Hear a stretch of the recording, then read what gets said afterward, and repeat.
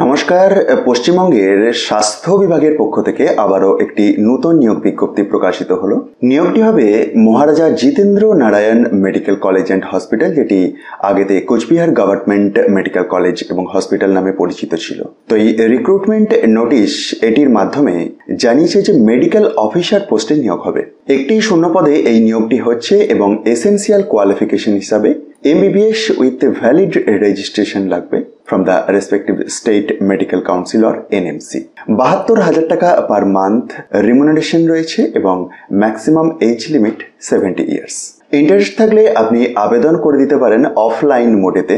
Offline মোডেতে আবেদন করার জন্য আবেদনপত্রের বয়ান এই অফিসিয়াল বিজ্ঞপ্তির নিচের দিকেই পেয়ে যাবেন।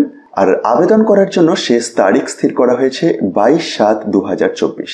তারপরে ওয়াক ইন ইন্টারভিউটি রয়েছে 25/7/2024 সকাল 11টা থেকে at the office of the undersigned, মানে এই MGN মেডিকেল কলেজ অ্যান্ড হসপিটালেতে।